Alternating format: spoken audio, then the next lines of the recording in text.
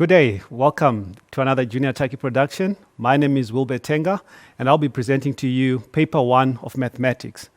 So what I'll be doing is to give a brief background on the content of the paper and to look at an in-depth analysis of some of the pitfalls that learners make as they're answering the questions. So I'll give you a breakdown quickly. The scope of Paper 1 has 6 topics, which comprises of algebra, constituting 25 marks. You've got your sequence and series, another 25 marks. You've got your functions, 35 marks. You move on to your finance, that's another 15 marks. Then you've got your differential calculus, another biggie, 35 marks. You also have probability, making the last topic with 15 marks, very important as well. So what I'll do is move on to algebra and give you an in-depth analysis of algebra, giving you the theory part of it. So with algebra, one of the biggest and most important thing that comes out of it are quadratic equations. And you notice that as part of my presentation, I've highlighted in yellow that factorization is key. That's one of the biggest and most important skills that you need in this paper. It spills over into other sections, including paper 2. So you need to make sure that your factorization skills are well polished and well drilled. So we look at specifics now, quadratic equation. On the far right of that slide, you see an example that I give you. This came actually from last year's paper, which is given as x squared plus 6x is equals to 0.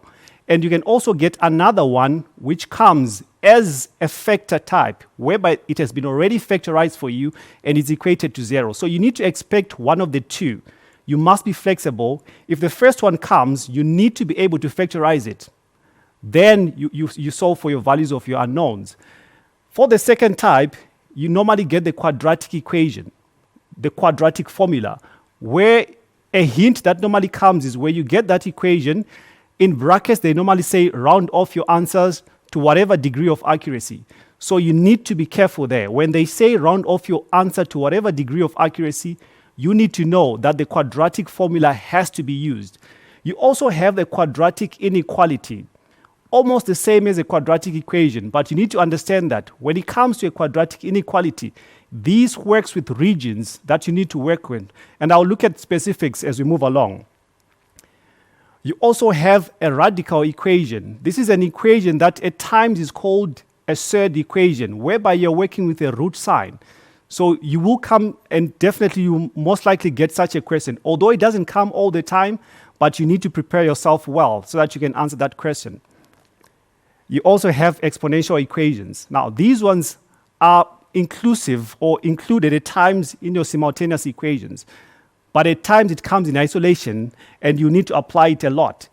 Simultaneous equation, one section that a lot of learners hate because they struggle with it, but you are guaranteed that you're going to face a simultaneous equation. So this is a system of equation that comes with one that is quadratic and the other which is linear. So you need to solve for two unknowns, either your x or your y. Then you've got your fractional equations, and there you deal with a lot of restrictions. You focus on the denominator. You have to mention the restrictions as we move along. You talk about the nature of roots, which forms part of the last question. Normally that's a tricky question, an unknown question. So any question can come right there. So you need to be flexible, you need to be open-minded. There the examiner is trying to test your ability to apply whatever you've been taught throughout. I want to move on to the misconceptions, the errors that normally arises when dealing with algebra. Quite a lot of them. I did say it carries about 25 marks, but truthfully speaking, algebra spills over into other sections as well. That's your sequence and series, that's under calculus. Your algebraic skills will be tested and you need to apply them.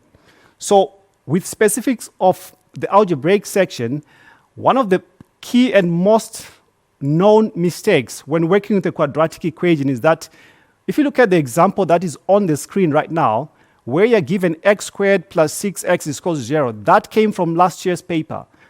One of the biggest mistakes that the learners were making was to divide all the terms by x, which is a big mistake. Because you're working with a quadratic equation, it's important to realize that you must have two solutions. The leading coefficient is x to the power 2. that means you must have two solutions in the end. So you need to watch out for that. You mustn't lose a solution. The second mistake that is normally picked when working with quadratic equation is that when you work with the second example, where you're working with quadratic equation that come in the factorized form, like your x plus 3 and x minus 2, which is equated to 0. By the way, equating to 0 means it's in its standard form. So that means the hard work has been done for you. You just state the values, you just state the answers. But what mistakes do learners normally make here? Learners normally make a mistake of expanding those factors. They normally make a mistake of expanding those factors, and that's a big mistake. You ought not to waste time. Remember, time is of the essence. You need to ensure that you finish the exam in the set time. So as part of the exam process, you need to always be mindful that time is part of the exam. So you do not need to waste time on expanding factors that have already been factorized, because upon expanding it, you're going to come back to a trinomial, a quadratic equation, which you're going to factorize back to the same factors that you're seeing on the screen. That's time wasted. You don't have the liberty to do that. You move on to the very next example, and I deliberately gave you two questions that are almost the same, almost identical. But if you look at the far right, the third one, it's saying equal to 1. It's equal to 1. And what is the significance of that? When you're working with a quadratic equation that is equated to any other number that is not 0, that is not in its standard form, it's imperative that you are able to first expand it. There is need for you to expand it. So you need to notice the difference between the two. You will have to expand it first. Then you move the 1 across to the left-hand side, simplify it, then factorize if possible. If not, resort to the quadratic formula. Then we move on to the usage of the quadratic formula, right? With the quadratic formula, I did highlight earlier on to say with the quadratic formula, in front of whatever question that you get, especially with NSC papers, they give you a hint by writing a statement to say round off to maybe 1 decimal place inside the brackets. So you need to know immediately that because of that hint, they are advising you, they're telling you indirectly to use the quadratic formula. So you do not need to waste time. They're trying to factorize it because it's impossible. You won't be able to factorize it. So you need to watch out for such a question, and you will get such a question all the time. Moving on to a radical equation, an equation that comes with a root sign, a square root sign. With that equation, a common pitfall comes or arises when learners fail to isolate the root sign, the said part. You need to ensure that that is isolated. It has to occupy one side of the equation, then all the other terms must go to the other side. Then right at the end, another common mistake that arises is the mistake of not testing your solutions. That's a big problem. Very big problem, and it's seen year in, year out. And I'm sure your teachers would have emphasized that, but you need to remember that whenever you get any radical equation, you need to test your solutions, because some of them you need to reject them. They are not true solutions, but that's only if you have tested the solutions. Quadratic inequality, right? That's almost a guarantee that you're going to see a quadratic inequality.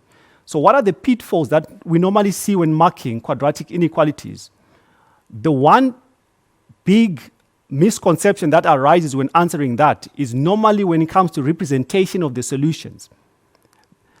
We know that most of you can work it out, you can get your critical values without a doubt, but the conclusion part, where you represent your final solution, whether using a diagram or using an interval solution, that's where the problems normally arise. So you need to ensure that that is well revised beforehand. We move on to an equation that comes in fractional form. As you can see on the screen, I'm highlighting for you the restrictions that you need to watch out for. You look at whatever you have in the denominators, like in my case, I've got x minus 4 and I've got x plus 3. It's important that you immediately recognize what your restrictions are. And I've indicated that the x values cannot be equal to 4 and cannot be equal to negative 3. So restrictions there are super important. I keep emphasizing that. Then coming to the simultaneous equation, normally carries about 6 marks. That's quite a lot under algebra. What are the mistakes that we normally pick when marking? The mistake that we normally get is we have students that try to become heroes at times, whereby they try to work from the quadratic equation. Remember, I did say a simultaneous equation has got two equations, one that is quadratic, the other that is linear. Please do not try to work from the quadratic equation.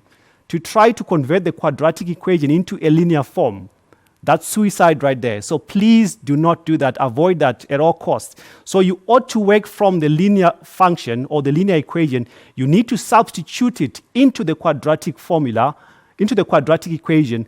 Thereafter, you simplify, it leads to another quadratic equation where you're solving either for x or for y. That should be easy for you to do. But please work from the linear equation. Then finally, for your nature of roots, you ought to look at the discriminant. This is part of the quadratic formula. You ought to know that the discriminant is given by b squared minus 4ac. Know the descriptions associated with the values where x is less than 0. Those are your non-real. Greater than 0, greater or equal to 0. You need to know the description that come with it.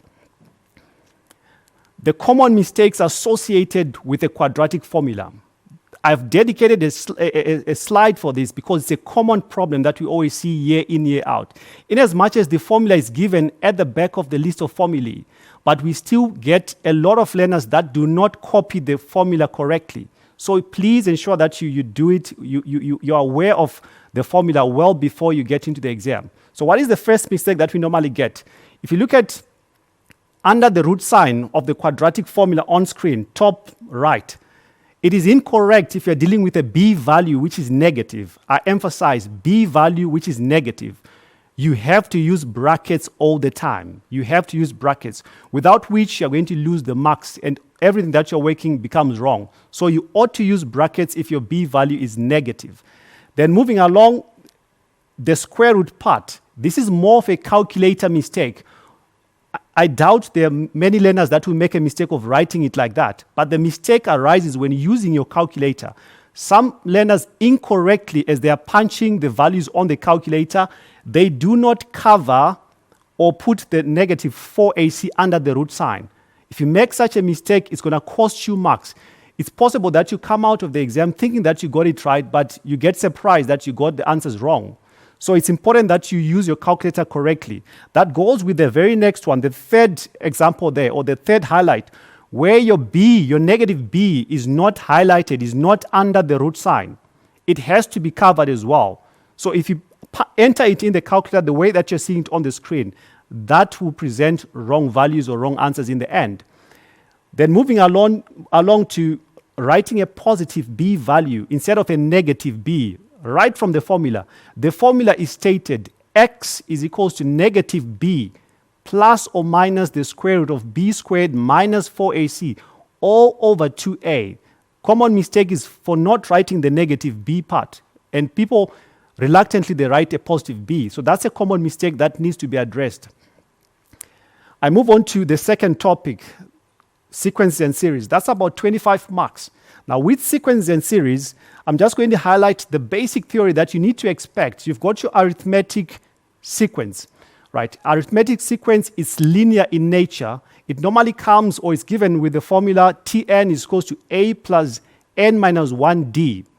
You move on to the quadratic formula, and the quadratic formula in nature, it's a parabola. So you are working with a parabola, and I'm deliberately saying parabola because you deal with functions later on. I'm trying to highlight how topics are interconnected, and you need to always have the presence of mind that topics will be interconnected throughout the whole paper, including paper 2.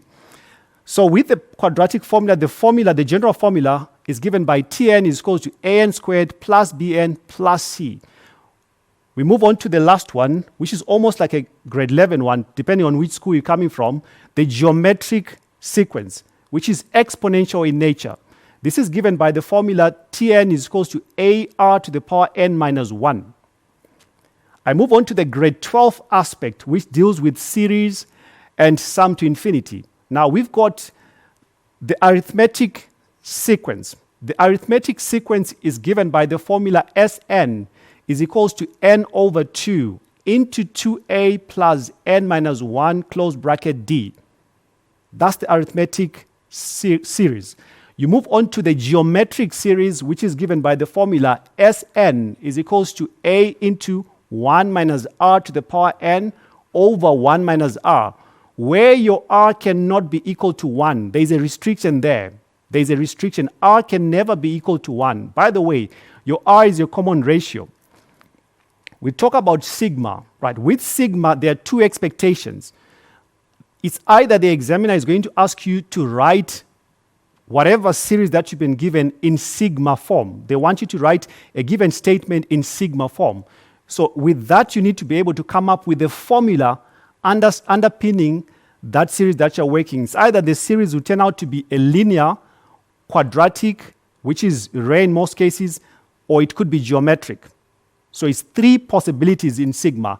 But more importantly, you need to calculate the number of terms involved, the number of terms, which are calculated by saying the number of terms n is given by the top minus the bottom plus 1. So you need to remember that. You need to be aware of that. I also talk about the sum to infinity.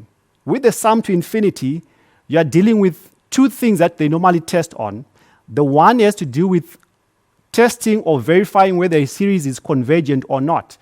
And this is always guided by the inequality minus 1 less than r less than 1. In other words, your value of r has to lie between those two extreme values, negative 1 and positive 1.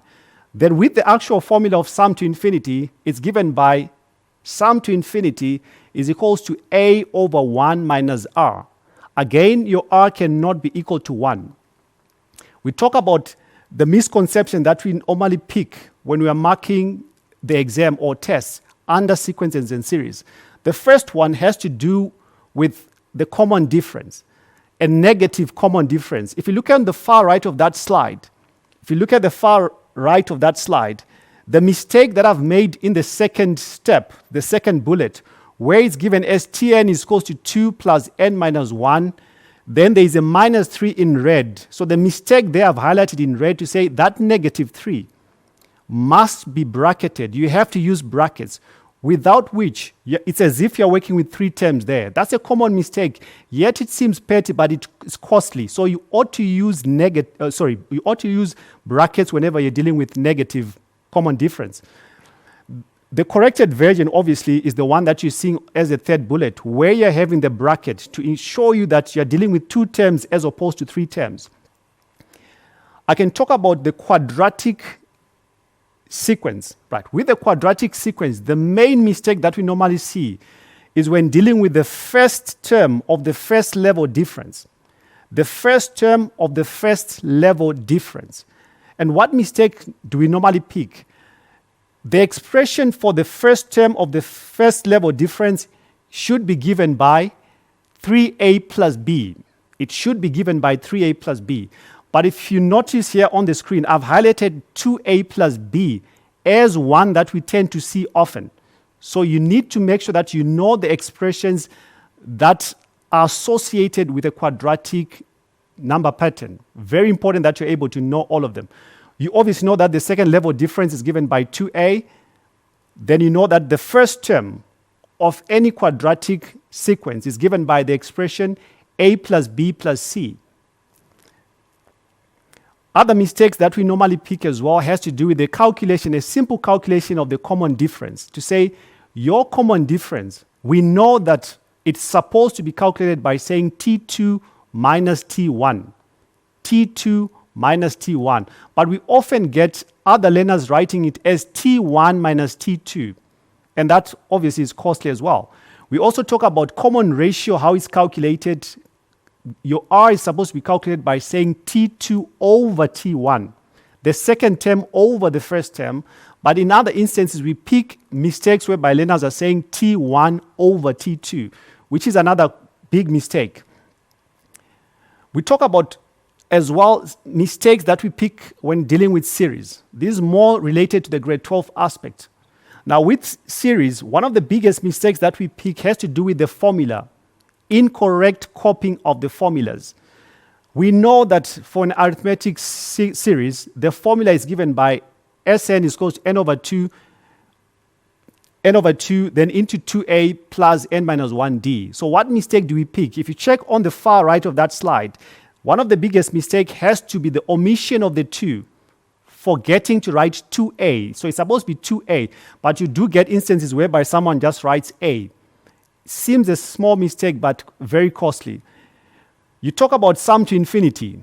That's a mistake that we always see year in, year out. And in fact, according to the diagnostic report from 2015 up to 2020, that mistake is always repeated, of saying the formula for sum to infinity is now being given as sum to infinity is equal to a over r minus 1. And that's wrong. I've highlighted it in red. R minus 1 in the denominator. That's incorrect. The correct formula should always be sum to infinity is equal to a over 1 minus r.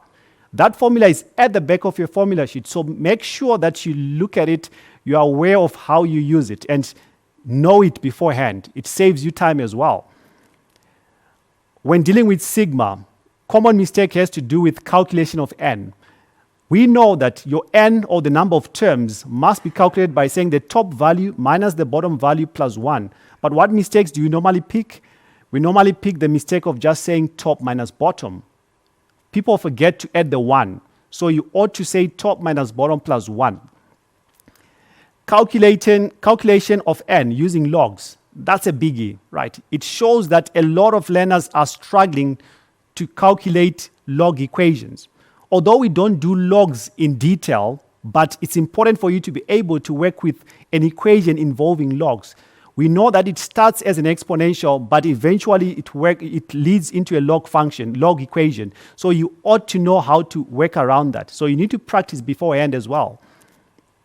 Then finally, under sequence and series as well, I keep emphasizing the need for brackets. This is almost like a continuous mistake for learners that do not use brackets for any value. In this context, the value of r. If your common ratio is negative and you're working with the geometric series formula, it's important for you, in place of that r, to use brackets, without which your answers are going to be wrong. They're going to be incorrect. Okay, we move on to functions this time around, right? A big section, 35 marks. 35 marks worth. That's a big section. So with functions, we mainly deal with 4 types of functions. That's mainly your question 4, 5, and 6 for NCS papers. So with that, you've got your straight lines, right? You've got your hyperbola, you've got your parabola, you've got your exponential graphs. I'll speak in detail about a straight line. What are the expectations? What is it that you need to prepare for? Number 1, you need to know that the equation of any straight line is given by y is equal to mx plus c, where your m represents the gradient calculated by saying a change in y over a change in x. That's your y2 minus y1 over x2 minus x1. And your c represents the y-intercept. But again, there's another formula that you can use as well, which is given by y minus y1 is equals to m into x minus x1. That's another formula that you can use as well to come up with the equation of a straight line. Other concepts as well associated with a straight line include parallel lines. You need to know that for lines to be regarded as parallel, their gradients must be equal. Upon calculating the gradients, if they're equal, you can make a conclusion that the lines are indeed parallel. You also deal with the concept of perpendicular lines. This is when you have the product of the gradients leading to -1. That expression that you should be aware of, saying m1 times m2 is equal to -1. It shows, or you use it when you're proving that lines are indeed perpendicular or not. You move on to a parabola, big function. It carries a lot of marks generally. With a parabola, the general formula comes in the form y is equal to ax squared plus bx plus c. But it can also come in the turning point form, whereby you're given as y is equal to a into x minus p, all that bracketed squared plus q. You obviously need to know that your p and your q represents your turning points.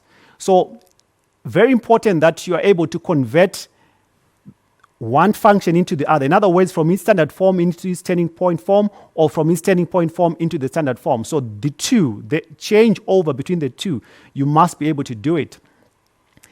We speak about the inverse of a parabola.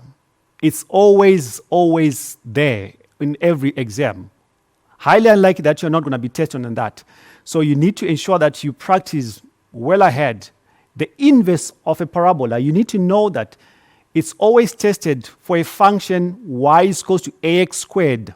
Y is equal to ax squared. So you need to know how to find the inverse of any parabola that comes in that form, almost like a grade 10 parabola.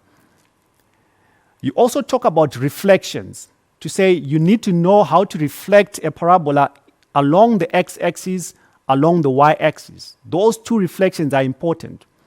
You also talk about shifts, to say horizontal shifts, vertical shifts. You must be able to interpret the changes in your values of A, the changes in your values of P, the changes in your values of Q. Or from the original or the general formula, the changes in A and the changes in C. You need to know what effect, what impact do they have on the actual graph. We talk about sketching as well. While it seems obvious, but some learners struggle with the sketching of graphs. So you need to know that you can either use a calculator or you can use the dual intercept method. So whichever method you're comfortable with, you go for it.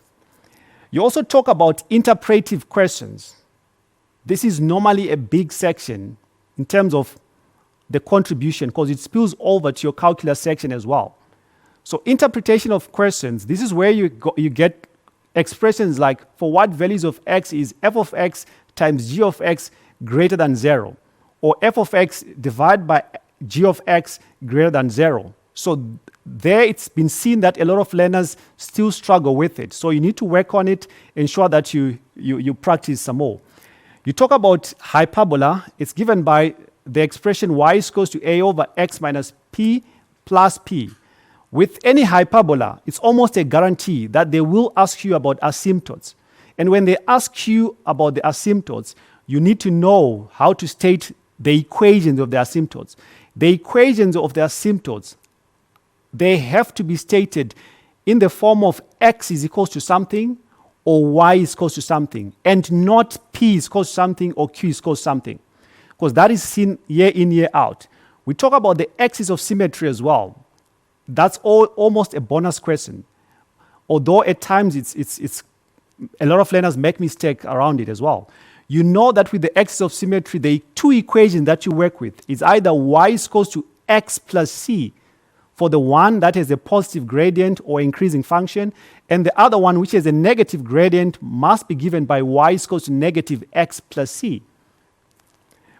We talk about sketching as well, right? You need to know how to sketch a hyperbola as well. In fact, with all the functions, you must be able to sketch all the functions. Then the last function, which is an exponential function, and the general equation is given by y is equal to a times b to the power x plus p plus q. You need to know that the q there represents the horizontal asymptote. You know that when it comes to an exponential function, there is only one asymptote. With the hyperbola, there are two asymptotes, one horizontal, one vertical. You also need to find the inverse of any exponential function. You need to know how to find the inverse of an exponential function, knowing that the inverse of an exponential function always leads to a log function.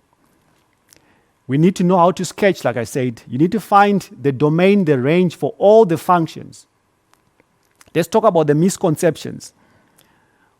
Some of the misconceptions that we tend to see when working with functions, in particular with a straight line, is just a sheer mistake of making a mistake of writing the formula for the gradient as a change in x over a change in y. That's a mistake. It should never be a change in x over a change in y. It should be a change in y over a change in x. That's one big mistake associated with the straight line. Then another mistake arises when dealing with tangents. When it comes to a parabola, a lot of learners make a mistake when it comes to interpretive questions. The usage of brackets to say which region is included, which region is not included, is still a big problem. So you need to know when to use square brackets. Square brackets are inclusive of whatever value that you're dealing with. And when you use the normal brackets, it means you're excluding those values, the extreme values.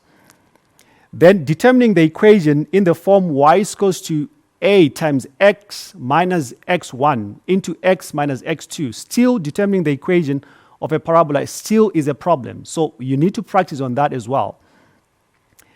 Then the integration with a tangent, and this is tied with a straight line. Normally questions that come with a parabola and a straight line, a lot of learners are still battling. For instance, if they say for what values of x is f of x equal to g of x, when you're equating the two functions and the interpretation thereof, a lot of learners are still struggling with it. So you need to ensure that that is well drilled before the exam. With the hyperbola, determining the formula is still an issue with some learners, but also sketching. A big mistake has to be sketching the hyperbola. And what mistakes do we normally pick up?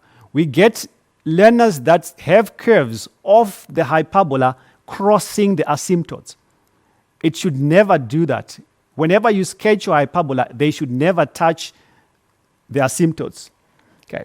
Also, not shifting, looking at the shifts, right? Looking at the shifts is important to work on the shift to say, what is the effect of horizontal shift, vertical shift? Very important. We talk about reflections as well. A lot of students are struggling with reflections of graph, whether it's a reflection in the x-axis or a reflection in the y-axis. That needs to be practiced. Curves crossing asymptote, that has been highlighted already. We talk about failure to determine an equation having given a sketch. We always need to do that. We always need to watch out for that. To say a lot of learners are failing to come up with the equation.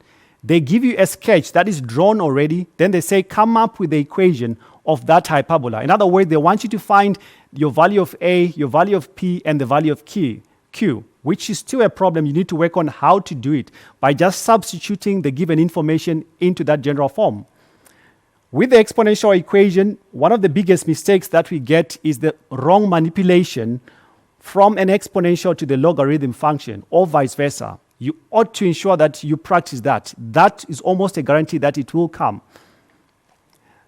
Then the domain and the range of a log function. You need to know that when working with inverse functions, what was the domain of your original graph becomes the inverse of becomes the range of your inverse. And what was the range of the original graph becomes the domain of your inverse. That concept should always be remembered. We talk about finance now, which is a 15-mark section, fairly short, but yet a lot of learners are losing marks on it. Just the theory part of it, you've got appreciations when dealing with finance. With appreciation, you've got your simple interest, which is known as the hire purchase. You've got your compound interest known as the inflation. You move on to the grade 11 part of finance, which deals with depreciation. And you've got two types of depreciations. One that is via the straight line method, the other via the diminishing returns. We also, or the reducing balance method, depending on which textbook you're using. At times they call it diminishing returns, at times they call it the reducing balance method. So we talk about the effective to nominal or vice versa, conversion of effective to nominal interest rate or vice versa. You must be able to convert either of the two. You work with timelines, very important tool that you need, especially when you move over to annuities. You need to know that your timeline, the usage of your timelines is quite handy when it comes to annuities. Speaking of annuities, that's your grade 12 aspect of your finance. You've got the future value of an annuity, which mainly deals with your savings and investments. Then you've got your present value, which tackles your loans. You also talk about the outstanding balance or the balance outstanding. You also have sinking funds. Now, what are the common mistakes that we see in finance? One of the biggest mistakes that we see in finance is the calculation of N. The calculation of N. And the possible remedy to that, if I may advise, is please ensure that you use a timeline.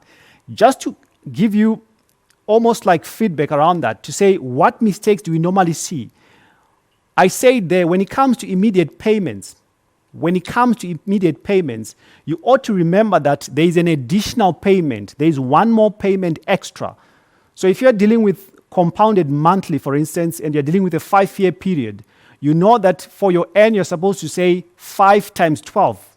5 times 12, the number of years times the compounding period. But because if I say you started depositing immediately, it means there's an extra payment. You're going to have 6 to 1 payments. But obviously, that's obviously dependent on the information that's given. You need to read the information and fully understand what is required. A case in mind as well is that when you're dealing with immediate payments, but dealing with loans this time around, any immediate payment that you have must be treated as a deposit if you're dealing with loans. So it has an effect of offsetting the initial loan amount. You subtract from the initial loan amount, take it as if it was a deposit.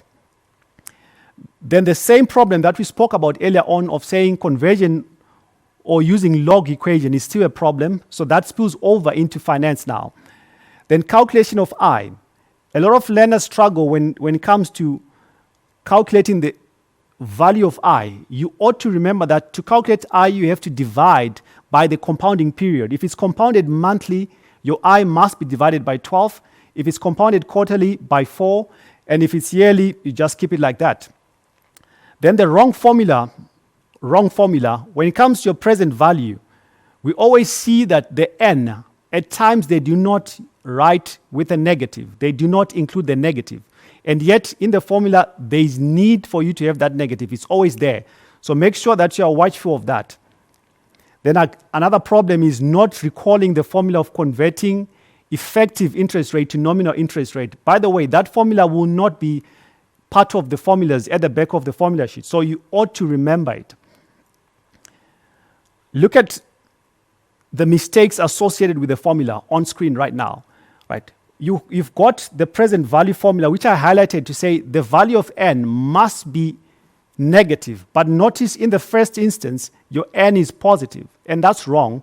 The correct one should be the one whereby your n is negative. It seems a small mistake, but it's actually costly as well. Then we spoke about the compounding periods to say, for your n, we keep seeing learners that are saying 12 times n if it's compounded monthly. And yet, you're supposed to multiply the years times the compounding period. Right, moving on to calculus, right, a big section as well. With calculus, you know that you're going to be tested on first principle. You're also going to deal with differential rules. Then thereafter, you're going to look at a cubic function. And under a cubic function, you will be tested on, most likely they will test you on turning points. They will test you on the point of inflection. They will test you on concavity. They will also test you on sketching using notations. Also, you need to know how to use the derived function to sketch the original. The derived function to sketch the original. Also, you tackle questions that involve rate of change. You also deal with tangents.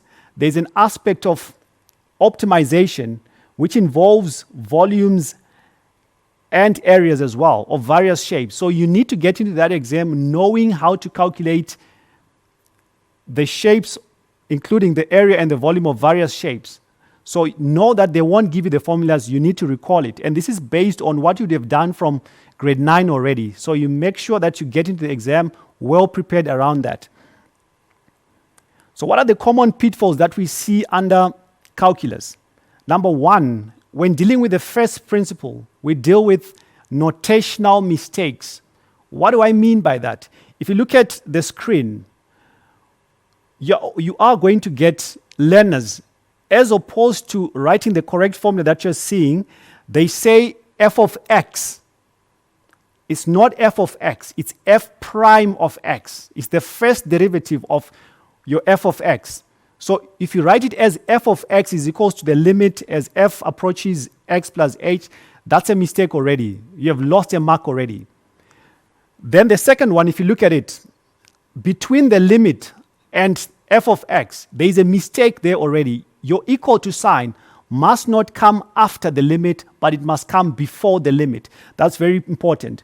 Then coming to the application of differential laws, you have mistakes of learners that are still struggling to convert an expression given in surd form to convert it into its exponential form. And I've just shown you there some of the mistakes that we get.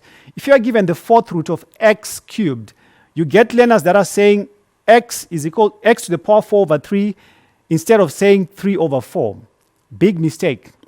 Also, associated with differential laws, although not appearing here, is the need for you to simplify whatever expression that you're given.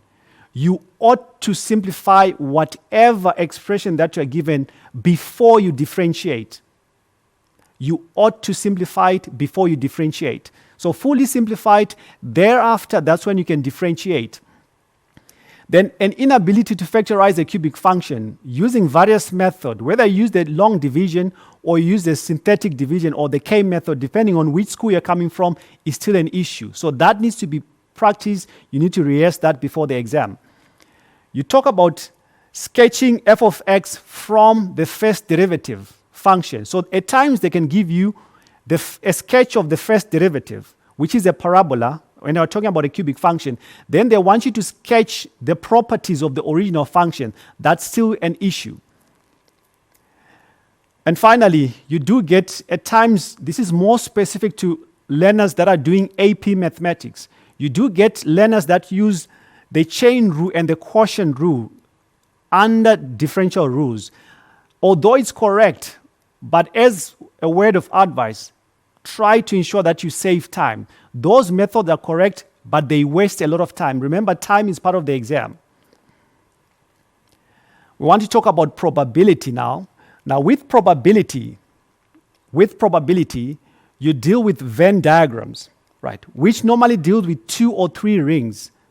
It normally comes as 2 rings or 3 rings. At times, they'll actually ask you to draw a Venn diagram, construct a Venn diagram. They'll give you information. They want you to translate it into a Venn diagram. You also have, or should expect, a tree diagram. And with a tree diagram, you need to ensure that you practice a tree diagram with independent events and dependent events. A simple question normally is to do with coins, for instance.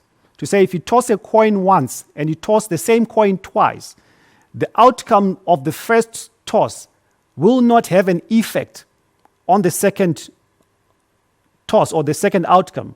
Those ones are independent events. But when you talk about dependent events, this is whereby you have maybe a sack that has marbles in it of different colors, then you are sampling without replacing it. So the effect of that is obviously it affects your sample space. Therefore, the outcome of whatever you picked in the first instance will have an impact on whatever you're going to pick on the second instance. So those are called dependent events. So you need to practice using a tree diagram how to work with such examples. You talk about purely independent and dependent events, right? Whereby the expression or that rule of saying probability of A and B should be equal to probability of A times probability of B. You need to be aware of that.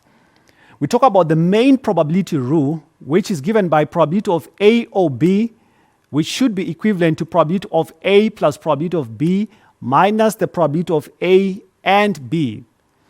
And that part where you're having probability of A and B, if it's equal to 0, it means you're dealing with mutually exclusive events. So that brings us to mutually exclusive events as well, to say you need to know how to distinguish, how to define a mutually exclusive event. These are events that cannot happen at the same time. You talk about a contingency table. Very important. You need to know how to work around the contingency table. You talk about counting principles. That's more of the grade 12 aspect. And with the counting principles, you are dealing with combinations. You are dealing with examples that involve your pin numbers. To say, how many pin cards or pin codes can you make? You haven't been given the number 0 up to 9. And in that, you need to know, and you need to be careful what the question states, because at times the question will say repetition is allowed, at times they'll say repetition is not allowed. So you need to be aware as to how you distinguish the two. Now, talking about the errors that we normally pick around probability, one of the biggest errors associated with the tree diagram has to be adding consecutive events as opposed to multiplying. What am I saying? If you consider any tree diagram, let's say a tree diagram has been drawn for you, you need to know that to get the outcome of whatever branch of tree that you're working with, you ought to multiply the probabilities along those branches and not to add. So the mistake that we normally get is when learners start adding those values as opposed to multiplying.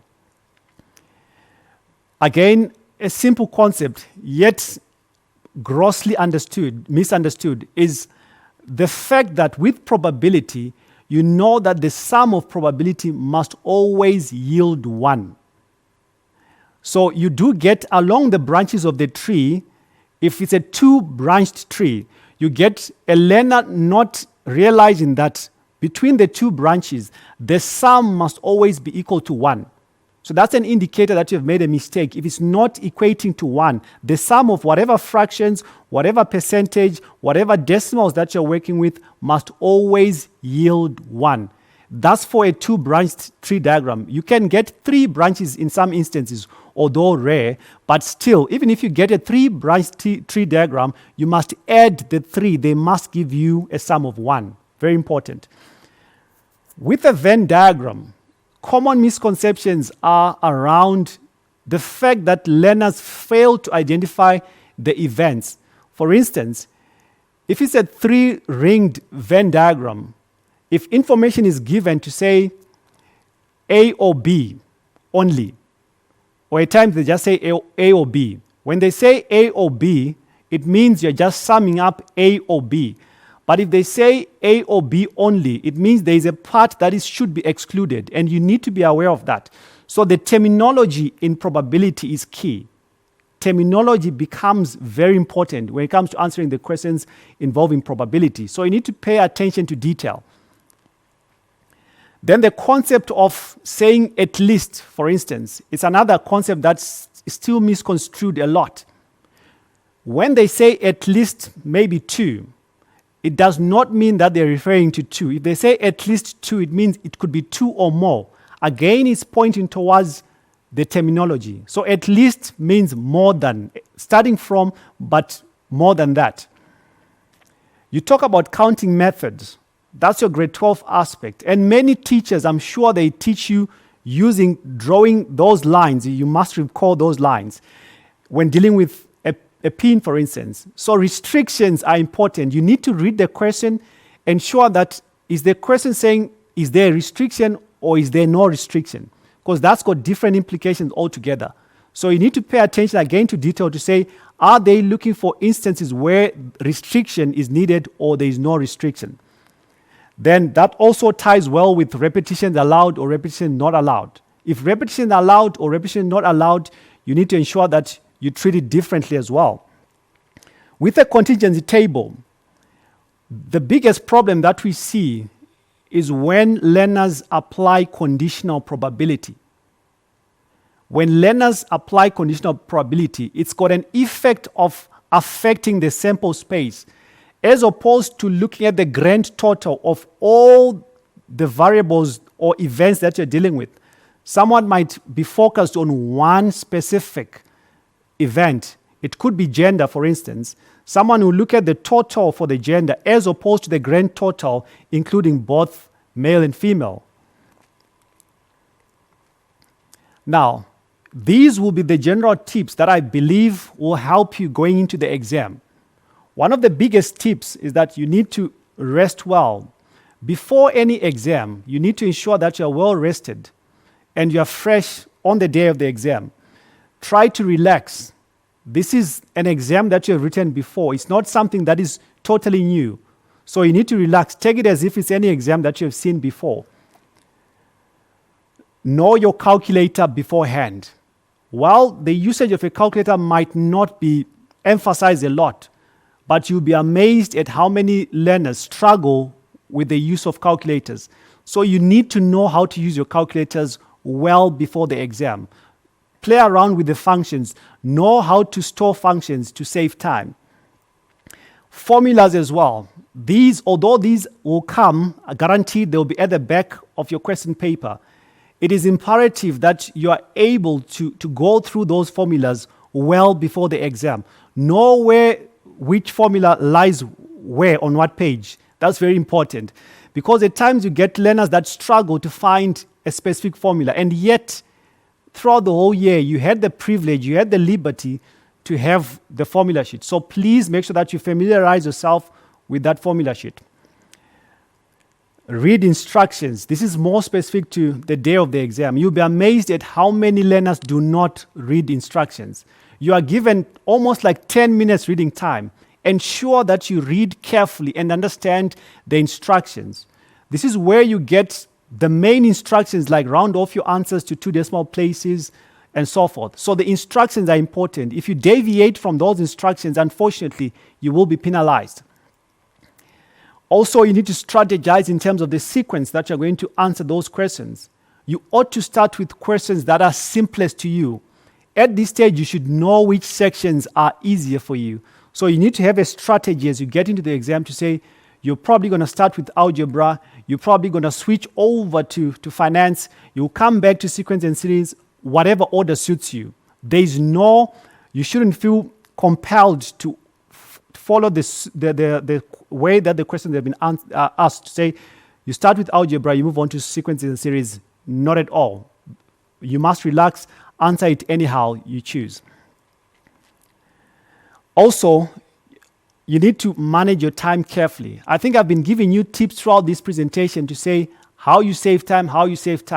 Ideally, if I'm to give you a word of advice, you are writing a 3-hour paper which has 150 marks. Converted to minutes, that's about 180 minutes. So the idea is that you do not want to exhaust the 180 minutes through writing. You must target to ensure that around 150-minute mark, 2.5 hours, you are done with the paper. The last 30 minutes, you must use it for revision. A lot of learners do not make use of that time, and you need to ensure that you do revise, without which you find yourself making simple algebraic errors, which you know ordinarily, had you revised, you would have gotten them right. When working with the specific questions within the paper, you ought to read and annotate your diagram. Whatever diagram that you get, at times you get information written in words, but is not appearing on the diagram. You need to ensure that as you're reading that statement, you're annotating that information on the diagram. It's easier for you to see it on paper in the form of a diagram. I'm sure most of you are visual, so it's easier for you to work with a picture than to work with words or statements. Then after the exam, focus on the next exam. Do not discuss on the exam that you have just written. Focus on the next exam. Whatever is done is done. And with that, thank you and all the best for your upcoming exams. This is Mr. Tenga signing out. Bye-bye.